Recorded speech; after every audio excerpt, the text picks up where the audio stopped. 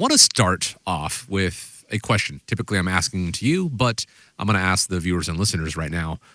What if I told you there is a 577,000 plus mistake that millions of married couples make with their Social Security benefits? I'm aware this does sound extreme, but right now, Nolan, who, by the way, has been a retirement specialist working with retirees for over 30 years, he's seen this costly mistake time and time again. We're going to talk about why you should probably not ever take Social Security at 62 as a married person, have the math to back it up to prove that it's a major financial mistake for a good portion of the married couples out there, which could end up being over $500,000 difference, $500,000 more or less money, depending on how you look at it, over the course of your retirement.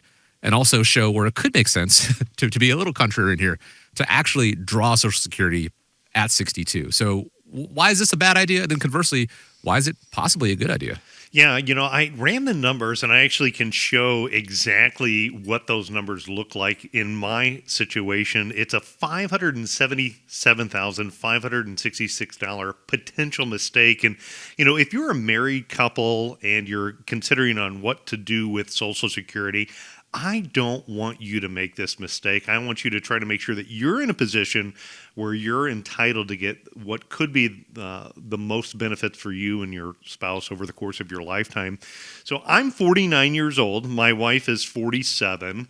And if I went to collect Social Security, so I went to the ssa.gov website, and receiving my full retirement benefits, I would need to collect at the age of 67.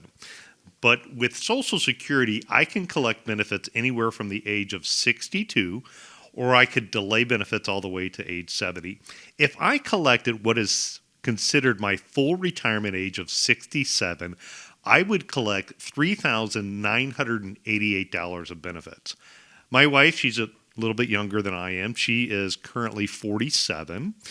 She's also been working, and at the same time, if she collected Social Security, her full retirement age is also the age of 67. She would be entitled to collect benefits at $1,700. Now, when you look at the numbers that are out there, an overwhelming majority of Americans decide to start collecting Social Security either right away at retirement time or at the age of 62. In fact, I think the percentages of people that collect benefits before their full retirement age is somewhere in the neighborhood of about 70% of people decide to collect benefits early. So again, my wife and I, we could decide that we could collect Social Security early at the age of 62. If I decided to collect Social Security benefits at the age of 62, I would be entitled to $2,770. Again, compared to my full retirement benefit at 67, which was $3,988. My wife also could collect Social Security benefits at the age of 62. In that case, she would get $1,162. Again, her full retirement benefit at the age of 67 was $1,700. So what I did is I went into our software for Social Security optimization. There's some incredible software that allows you to go in and put these numbers in and kind of mathematically help you make a decision on what could be your best approach that's out there. When I went into the software, one of the things that you're going to want to do is you're going to want to input what you think life expectancy is. So the default in this example is they use the age 85 as what they assume for life expectancy for both husband and wife. Now, I have run hundreds of these Social Security reports, and I've had countless meetings of folks looking at when to select Social Security and how to optimize their benefits. One of the common themes that I think I hear from retirees is, from the guy, I would say, is, hey, nobody in my family lived to age 85. I'm probably going to die early. I better get the money while I can. In fact, I've run the break-even analysis, and I got to live into my mid-70s just to break even. So what I want you to do is I want you to think about Social Security, especially if you're a married couple. Think about it differently than breaking even, right? As a financial retirement specialist for over 30 years, I have yet to ever have somebody come in and say, hey, I want to invest some money with you, and hopefully I break even. What you want to do is you want to get the most amount of lifetime income that you're entitled to. This is your Social Security benefit. So making the right decision, which is an irrevocable decision, is an area that you want to get it right, because it can be one of your biggest, if not your second biggest asset that you have moving into retirement time.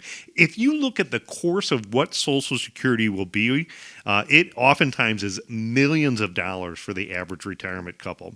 In fact, if I looked at it, if my wife and I, we started taking that Social Security benefit at the age 62, so I would get $2,770, she would get $1,162, and using life expectancy, in our example, I switched my life expectancy and I said, well, what if I die early and I only live to age 75? So again, some of the common things that I hear you and some of our people that are male retirees talk about, well, what if I don't live that long, right? So I changed my life expectancy to I pass away at 75.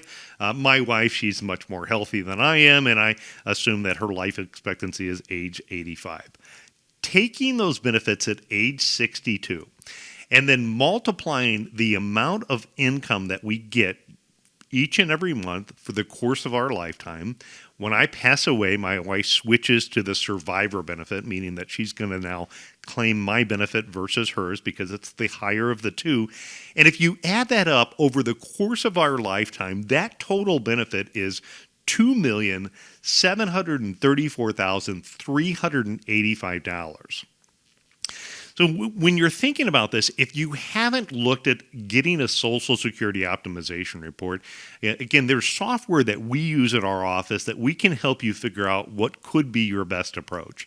Usually when people come into the office, I'll typically ask them, okay, what was your thought that you originally had on when you were going to draw Social Security? So if it was age 62, we can put that in the software. We can run that analysis. We can then ask the software based upon their life expectancy. And again, we can pick whatever we want. Like I picked mine where I was passing away early. We can pick whatever life expectancy we want to use. The software will help you figure out what could be your best approach. And then in addition to that, we can run a couple of different what if analysis. So like, what if I did just go ahead and start collecting Social Security at 67? So the next thing that we did is looking at the software came back, and what it showed is it showed what the optimal strategy was. Again, knowing our exact numbers from the Social Security website. In looking at the optimal strategy, it was I should collect a benefit at the age of 70, so again, delaying Social Security to later in life.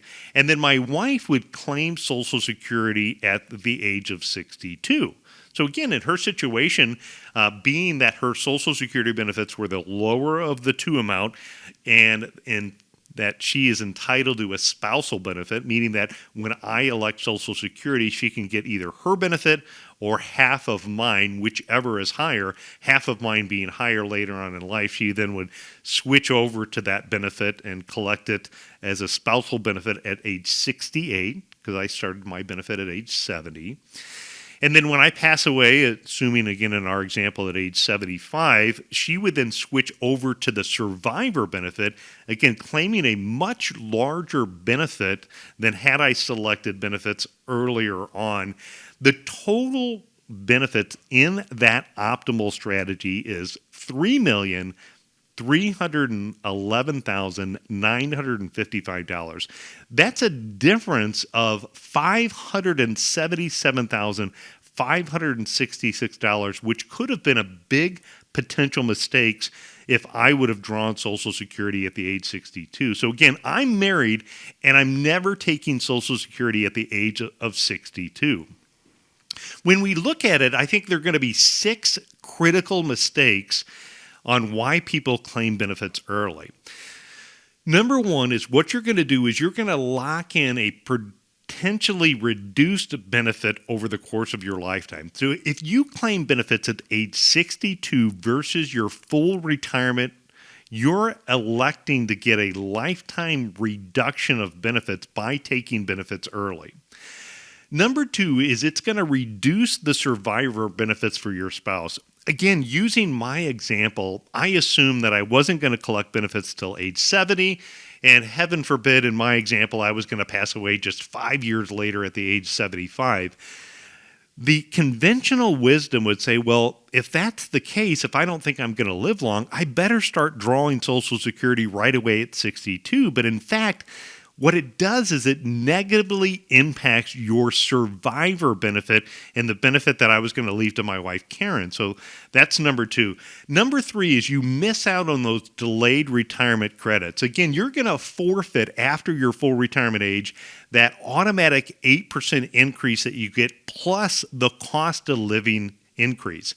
If you look at the difference between age 62 and age 70, when you add up the increase of benefits over time and the cost of living benefits, it's over 100% more that you get by waiting till later in life. Number 4 is you can have higher healthcare costs if you retire before age 65. So my plan is to retire early, right? I'd love to retire, let's say at the age of 60. If I retire at the age of 60, most likely my solution to get health insurance is going to be to go on the affordable health care. And under the affordable health care, it is an income, not an asset test. Meaning that when I go on the website, I'm going to put in what is my reportable income or what I believe my reportable income is going to be at retirement time. That then is going to help me determine what the cost I pay for health insurance. And if I can keep my income in a affordable category, it then in turn makes my health insurance affordable. One of the things that is calculated in that formula of your income is drawing Social Security. So if I take Social Security at the age of 62, it's going to impact what the potential cost of my health insurance is.